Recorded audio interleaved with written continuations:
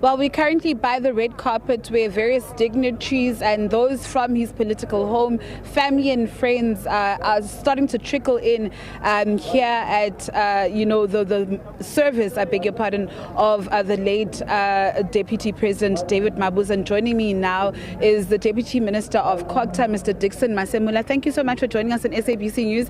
I think you and the former late Deputy President share a passion, and that of education. He was an educator, he was a principal, and so were you. Did you perhaps by any chance share any notes? Well, it's a very sad day indeed, as it has long been announced by the head of state, President Ramaphosa, on the passing on of our former Deputy President. I want to say Comrade Didi made a significant contribution in the life of this great nation of our country. Firstly, during the times of liberation, struggle for freedom and democracy, and of course after the 1994 democratic breakthrough, through various areas of deployment as MEC of Education, as Premier, and of course now as Deputy President. Of course, working together at different times of our national responsibilities, I can say whatever that he has been able to do for this country will never be forgotten by us. It will remain etched in our souls, in our hearts, in our minds.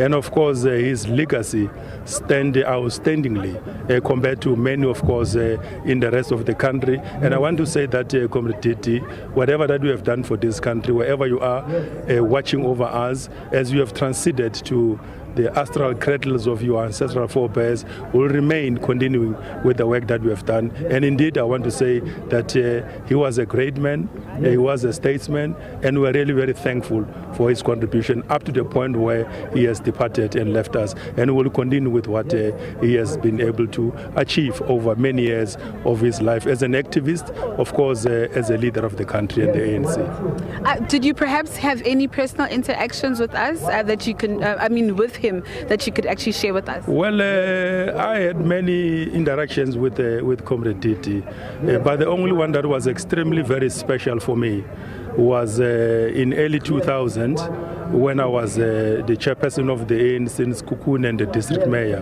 And I think at that time he was on his low note of his political life. He actually came to our region together with his cousin brother, Welcome Guna. They actually wanted a political meeting with some veterans of the ANC. And as the chair that side of the country, I had to arrange a meeting between the two late veterans, Ndadeliale and as well as Ndatepala. We met in a village called Pagani, where the two veterans, for the better part of the day under a tree, had a very serious and intense discussion with Comrade Didi. And I'm saying at that point, he was on his low note of his political life.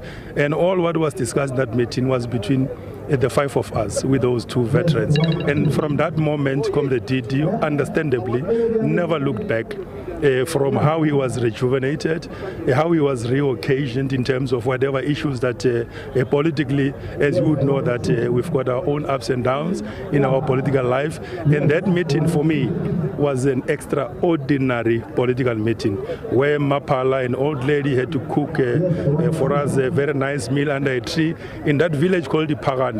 And I can tell you, from that time to date, Comrade Didi never looked back. And for me, amongst other interactions that I've had with him, that is what remains outstanding in my remembrance of this great soul that has left us. Deputy Minister Masemola, thank you so much for your time. Of course, he was just sharing his personal experiences there with the late former Deputy President. For those who don't know, like I've said, both actually share a passion, that of education. As you would know, that the former late Deputy President was actually a principal. He was also a teacher. At some point, he actually chaired SABC, and of course, the Deputy Minister himself was also a teacher.